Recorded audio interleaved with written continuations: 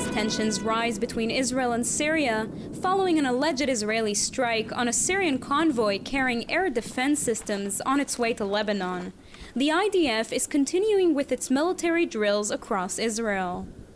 In an exercise meant to simulate a Syrian village searched for terrorists, IDF troops trained how to navigate and fulfill missions in an urban setting with the least possible collateral damage. The main objective of this exercise was to train the young officers in scenarios of fighting in urban area where there are streets, houses, and unfortunately our enemy based themselves in these areas, and they use the civilian population as a shield.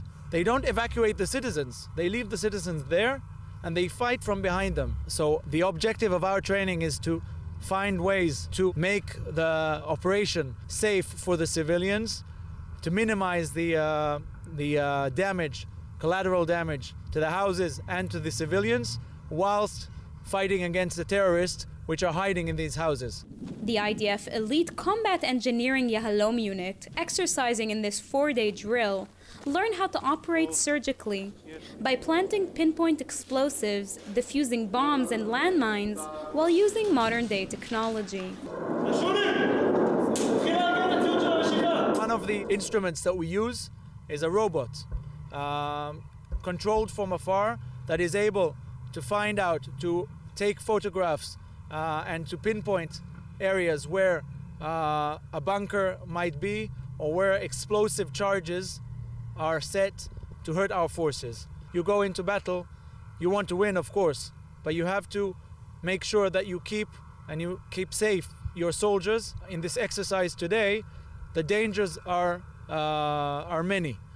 First of all, booby traps, explosives, tunnels that the terrorists use to move from one house to another, mines, and of course anti-tank and anti-vehicle squads that are spread in the field and can shoot missiles at the forces. Meanwhile, as the IDF simulates an actual war scenario, and some countries around the world are condemning Israel for its alleged attack on Syrian soil, residents of central Israel don't seem to be bothered by the situation at all. Most seem indifferent to the developments, and when asked if they possess gas masks normally distributed to Israeli citizens for time of war, some replied that they do not. I'm not really into what's happening in Syria. It's something for politicians, not for local citizens. I don't know, most of my friends doesn't care about situation in Syria. I don't think I need a gas mask. And I know many people who doesn't think they need gas masks.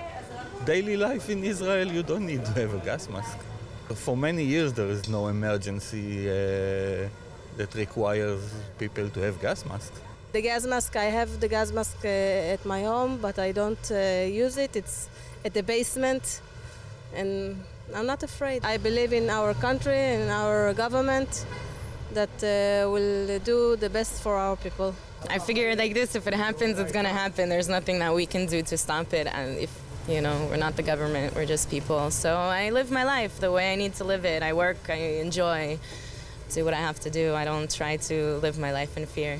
I believe in God, and first of all, and then I believe that we passed all kind of wars here, and it was okay, and we survived. So we're going to survive this also. While Israelis go on about their day, paying little attention to the tense situation with Syria, it is reported that the IDF has deployed an additional Iron Dome air defense system in Israel's north.